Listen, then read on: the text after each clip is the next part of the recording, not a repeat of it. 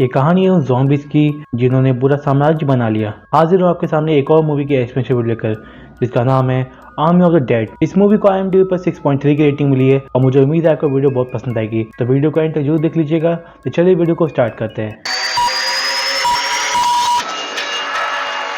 कहानी की शुरुआत में हमें दिखाया जाता है कि यूएस आर्मी एरिया 51 से एक कंटेनर लेकर निकलती है, लेकिन रास्ते में उनका एक्सीडेंट हो जाता है जिसमें बहुत लोग की जान चली जाती है। वो अपने बेस से कांटेक्ट करते हैं और उन्हें वहाँ की सारे हालात बताते हैं, लेकिन उससे बेस से रिप्लाई मिलता है कि वो लोग वहाँ से जल्द निकल जाएं। लेकिन तब तक बहुत ही देर हो चुकी थी। उस कंटेनर का दरवाजा खुल जाता है जिसके अंदर से एक बहुत ही अजीब सा क्रीचर बाहर आता है। वो सभी सोल्जर्स को मारने लगता है, लेकिन वो 2 सोल्जर्स को काट लेता है, जिसके बाद वो 2 सोल्जर्स उसके ही तरह बन जाते हैं। अब वो लोग वहाँ से अपने सबसे करीबी शहर लास वेगस में चले जाते हैं। लास वेगस पूरी तरह से तबाह होने लगता है क्योंकि वहाँ पर सभी लोग ज़ॉम्बीज़ बनने लगे हैं। लेकिन यूएस आर्मी लोगों को बचाने के लिए लास वेगस के अंदर कुछ सोल्जर्स भेजते हैं, लेकिन ज़्यादातर सोल्जर्स उन ज़ॉम्बीज़ का शिकार हो जाते हैं, जिस वजह से कुछ ही लोग वहाँ से बचकर निकल पाते हैं। यूएस आर्मी वहाँ पर बहुत सारे हमले करती है ताकि वो लोग ज़ॉम्बीज़ पर काबू पा सके, लेकिन वो ज़ॉम्बी पर काबू नहीं कर पाते, जिस वजह से सरकार को लास वेगस के चारों ओर कंटेनर की दीवार खड़ी करनी पड़ती है ताकि कोई भी ज़ॉम्बी वहाँ से बाहर नहीं निकल पाए। सरकार वहाँ पर एक क्वारंटाइन एरिया बनाती है ताकि वो लोग उससे प्रभावित लोगों को वहाँ पर रख सके। इसी बीच स्कॉट एक रेस्टोरेंट में काम कर रहा होता है। वो वहाँ पर शेफ का काम करता है, लेकिन वो पहले भी यूएस आर्मी में काम कर चुका है। वहीं टीवी पर दिखाया जाता है कि सरकार फैसला करती है कि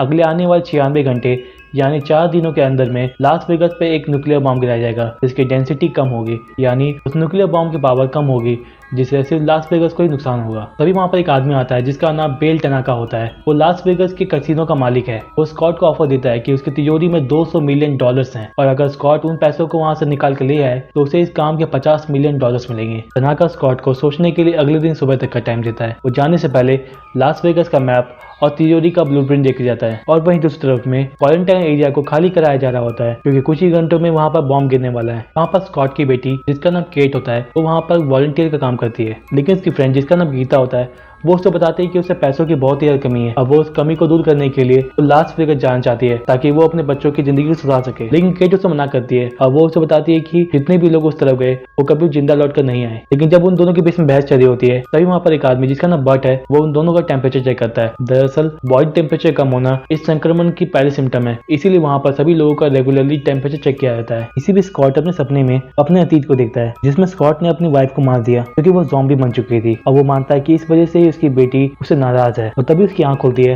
और वो टनाका को कांटेक्ट करता है और उसे बताता है कि वो उस काम करने के लिए तैयार है। टनाका उसे अगले दिन शाम तक का समय देता है ताकि वो अपनी टीम को तैयार कर सके, क्योंकि वो इस काम को अकेले नहीं कर सकता क्योंकि इस काम में उसे कुछ और लोगों की जरूरत पड़ेगी। स्कॉट अपनी टीम में 2 लोगों को शामिल करता है जो कि उसके साथ में पहले भी यूएस आर्मी में काम कर चुके थे। वो लोग एक तिजोरी खोलने वाले को और एक हेलीकॉप्टर पायलट को भी अपनी टीम में शामिल करते हैं। वो लोग अपनी टीम में 2 और लोगों को शामिल करते हैं, जिसके बाद स्कॉट सभी लोगों को लेकर टनाका के पास पहुंच जाता है। वहाँ टनाका उन्हें प्लान बताता है कि उन्हें लास वेगस के अंदर इंटर करने के बाद सभी ज़ॉम्बी से लड़ते हुए कैसीनो तक पहुंचना पड़ेगा और वहाँ के जनरेटर को ऑन करके बेसमेंट में जाना पड़ेगा जहाँ पर उन्हें तिजोरी मिल जाएगी। और तिजोरी को बचाने के लिए वहाँ पर छिपे हुए जानलेवा हथियार लगे हुए हैं, उनसे बचकर उन्हें तिजोरी खोलना पड़ेगा।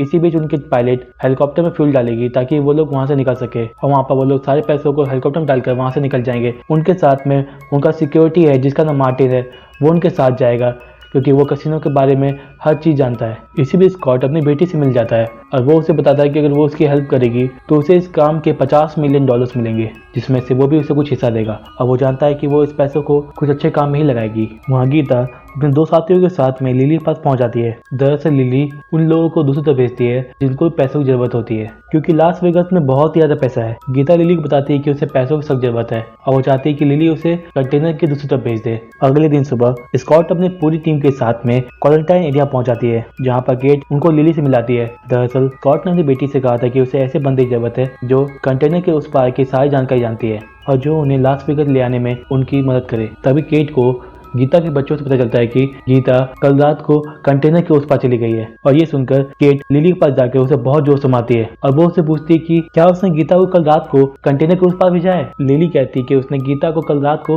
कंटेनर के उस पार भेजा है क्योंकि उसे पैसों की बहुत जरूरत थी। केट कहती है कि उसने बहुत बड़ी गलती कर दी है क्योंकि उसके 2 छोटे छोटे बच्चे हैं। ये सुनकर लिली कहती है कि उसे ये बारे में नहीं पता था, नहीं तो वो कभी भी गीता को उस पार नहीं भेजती। जिसके बाद केट फैसला करती है कि वो भी उनके साथ जाएगी ताकि वो अपनी फ्रेंड गीता को बचा सके। लेकिन स्कॉट उसके सामने में एक शर्त रखता है और कहता है कि अगर वो उनके साथ जाना चाहती है तो उसे प्रॉमिस करना होगा कि वो अपने ग्रुप से अलग होकर अपने फ्रेंड को ढूंढने नहीं जाएगी। केट स्कॉट की कंडीशन को मान लेती है, लेकिन तभी लिली बर्ड को $20,000 का लालच देकर उसे टीम में शामिल कर लेती है, ये कहकर कि उसे बर्ड की जरूरत पड़ेगी क्योंकि वो इस जगह से वाकिफ है। जिसके बाद लिली सभी लोगों को कंटेनर के अंदर से उस पार ले आती है जहाँ पर सभी लोग देखते हैं कि ज़ॉम्बीज मर चुके हैं, लेकिन लिली कहती है कि सभी ज़ॉम्बीज सैम्बलर्स हैं जो कि कुछ पानी की बूंदों से ही वापस जिंदा हो जाएंगे। कुछ दूर आगे जाते ही उनके सामने में ज़ॉम्बी टाइगर आ जाता है जो कि बहुत ही ज्यादा खतरनाक है। वो लोग उस ज़ॉम्बी टाइगर को देखकर छिप जाते हैं और उस ज़ॉम्बी टाइगर को अपना शिकार नहीं दिखाई देता, जिस वजह से वो वहां से चला जाता है। माइकी लिली से पूछता है कि सारे जानवर ज़ॉम्बीज कैसे बन गए। लिली को बताती है कि सारे जानवर पहले सर्कस में काम करते थे, लेकिन जब यहाँ पर ज़ॉम्बी अटैक हुआ तो ये लोग भी इन्फेक्टेड हो गए।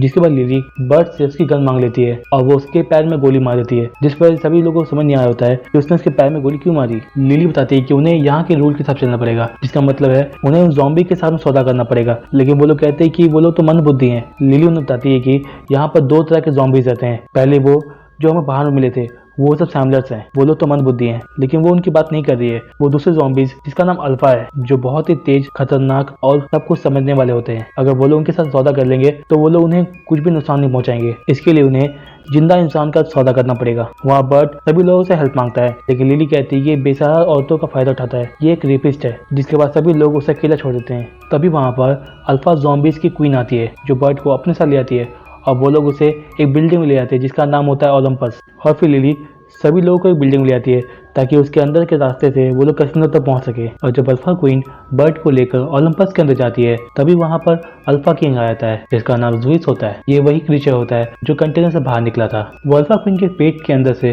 कुछ आवाजें सुन रहा होता है। दरअसल अल्फा क्वीन गर्भवती होती है, जिसके बाद ज़ुइस बर्ड को काट लेता है जिससे वो इन्फेक्टेड हो जाता है। और वहीं दूसरी तरफ में स्कॉट की पूरी टीम बिल्डिंग के अंदर पहुंच जाती है और उनका सामना सैम्बलर्स से हो जाता है, लेकिन वो सोए हुए होते हैं। लिली कहती है कि उन्हें सारे लाइट्स बंद करने होंगे ताकि इन सैम्बलर्स की नींद ना खुल जाए। जिसके बाद स्कॉट उन सैम्बलर्स के बीच से निकलने लगता है और अपने साथ में ग्लो लाइट्स वहाँ पर गिराने लगता है, जिससे वहाँ पर एक रास्ता बनने लगता है और उसकी टीम उसे फॉलो करने लगती है। इसी बीच चेम्बर्स जो माइक की गर्लफ्रेंड है वो मार्टिन से कहती है कि उसे इस पर बहुत ज़्यादा शक हो रहा है। जब वो लोग कैसीनो पहुंच जाएंगे वो लोग मार्टिन से पूछताछ करेंगे कि वो आखिर यहाँ पर क्यों आया है। जिसके बाद वो मार्टिन को अपने से आगे भेजती है ताकि वो उस पर नजर रख सके। ये सुनकर मार्टिन गुस्सा आने लगता है और वो ग्लो लाइट्स की डायरेक्शन को बदल देता है ताकि चेम्बर्स इन ज़ॉम्बीज के बीच में फंस जाए। और ऐसा ही होता है, चेम्बर्स रास्ता भटक जाती है और वो एक ज़ॉम्बी से टकरा जाती है, जिससे सारे ज़ॉम्बीज धीरे धीरे जागने लगते हैं। चेम्बर्स अपने बचाव के लिए वहाँ पर गन चलाना शुरू करती है, जिससे सारे ज़ॉम्बीज एक साथ जाग जाते हैं और वो लोग सारी टीम पर हमला करने लगते हैं। गॉड की पूरी टीम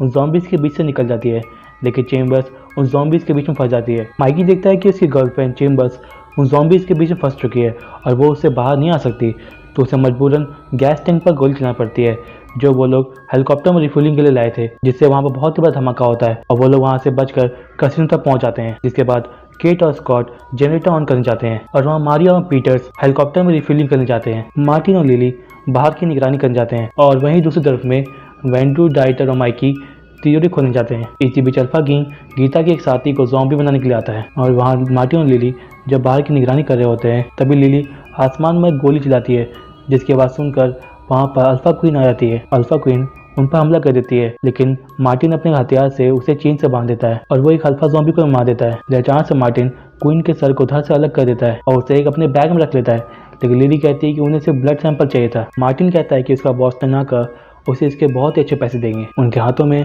इन ज़ॉम्बीज की हुकूमत की सबसे बड़ी ताकत है जिससे वो कुछ भी कर सकते हैं। तभी मार्टिन उन दोनों के बीच का डील याद कराता है। लिली कहती है कि उन्हें यहाँ से जल्द निकलना पड़ेगा क्योंकि खून की मरने की वजह से उनके बीच का सौदा भी टूट चुका है। और वहाँ अल्फा किंग गीता के एक दोस्त को अपने साथ ले आता है और वहीं दूसरी तरफ में डीटर, माइकी और वेंड्रू थियोरी के पास पहुंच जाते हैं। अब वो लोग थियोरी के रास्ते में छिपे हुए जानलेवा हथियार उठाते हैं और वो लोग उन हथियारों को नाकाम करने के लिए एक ज़ॉम्बी को उस रास्ते पर चला देते हैं, जिससे वो ज़ॉम्बी पूरी तरह से नष्ट हो जाता है। लेकिन वहाँ स्कॉट की टीम को टीवी के जरिए पता चलता है कि सरकार ने न्यूक्लियर बम गिराने का समय बढ़ा दिया था, लेकिन कुछ संगठनों के विरोध के कारण इस बमबारी को रोक दिया गया। लेकिन प्रशासन ने इसका सहयोग करते हुए कहा कि इस बमबारी को रोकने के बजाय अगले 24 घंटे में इस बमबारी को कर दिया जाए, यानी अगले 90 मिनट के अंदर में लास वेगस इस दुनिया के नक्शे से मिट जाएगा। ये सुनकर स्कॉट की टीम पूरी तरह से घबरा जाती है, जिसके बाद स्कॉट पीटर से कांटेक्ट करता है और उसे बताता है कि उनके पास सिर्फ 90 मिनट बचे रह गए हैं। पीटर्स बताती है कि हेलीकॉप्टर की रिफिलिंग तो हो चुकी है, लेकिन इसमें कुछ खराबी है, लेकिन उनके आने से पहले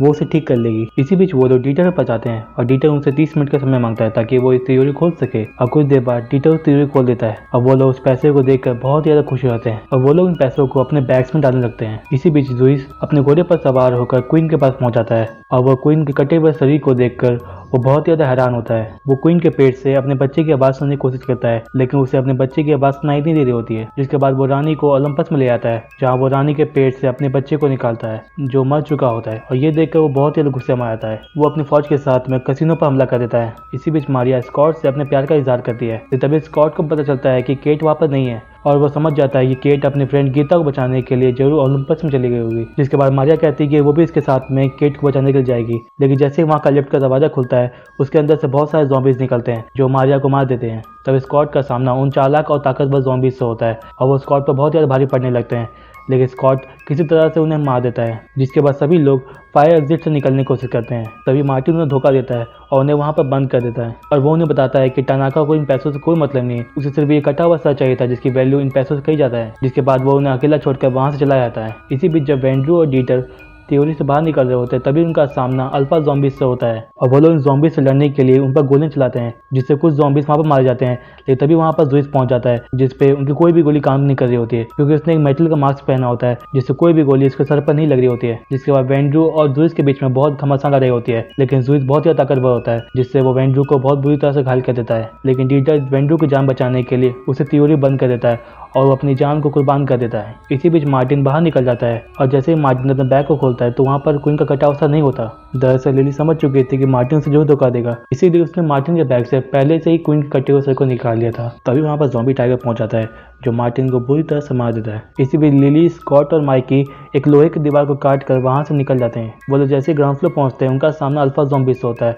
वो लोग उनसे बहुत बहादुरी से लड़ते हैं, लेकिन माइकी इस लड़ाई में इन्फेक्टेड रहता है, जिसके बाद वो अपने आप को ग्रेनेड से उड़ा देता है। वहाँ स्कॉट और लिली हेलीकॉप्टर पर पहुंच जाते हैं, लेकिन वहाँ पर जुइस पहुंच जाता है और उसे रोकने के लिए लिली अपने बैग से क्वीन के कटे हुए सर को निकाल देती है। लेकिन स्कॉट को इस बारे में पता नहीं होता है, इसलिए वो लिली को इस बारे में पूछता है। तब लिली उसे बताती है कि मार्टिन और उसके बीच में डील हुई थी कि अगर वो उसकी हेल्प करेगी तो वो सभी लोगों को कैंप से निकालने में उसकी मदद करेगा, लेकिन वो भाग निकला। जिसके बाद लिली स्कॉट और पीटर्स को वहाँ से भगा देती है और जैसे ही लिली का ध्यान स्कॉट और पीटर्स की तरफ होता है, जुइस इस बात का फायदा उठाता है और वो लिली के शरीर पर एक भाला मार देता है। लेकिन इससे पहले कि जुइस लिली के हाथ से वो क्वीन का सर ले लेता है, लिली उसे ऊंचाई से फेंक देती है, जिससे क्वीन का सर वहीं पर नष्ट हो जाता है और गुस्से में आकर जुइस उसे मार देता है। और वहाँ स्कॉट और पीटर्स ओलंपस की तरफ जा रहे होते हैं और ये देखकर जुइस उनका पीछा करने लगता है। और वहीं दूसरी तरफ में केट गीता और उसके साथी को ढूंढ लेती है, लेकिन जैसे ही वो लोग वहाँ से निकल रहे होते हैं वहाँ पर बर्ट पहुंच जाता है जो अब अल्फा ज़ॉम्बी बन चुका है। वो गीता के साथी को वहीं मार देता है, लेकिन इससे पहले कि वो उन्हें मारता केट उसे मार देती है। तभी उन दोनों का सामना जुइस से हो जाता है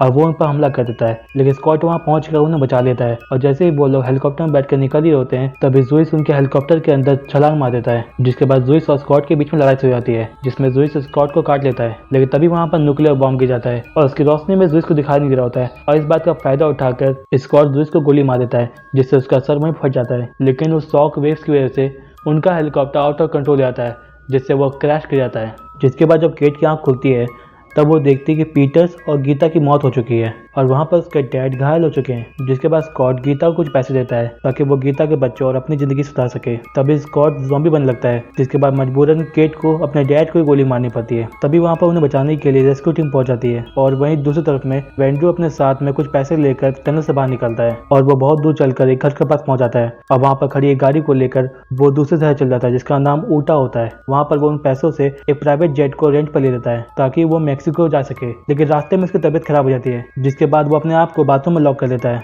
तभी उसे अपने बॉडी में काटने का निशान दिखाई देता है और यहीं पर ये मूवी एंड हो जाती है। इस वीडियो को ज़्यादा से ज़्यादा लाइक, शेयर और सब्सक्राइब करिएगा। Thanks for watching. 1 2 3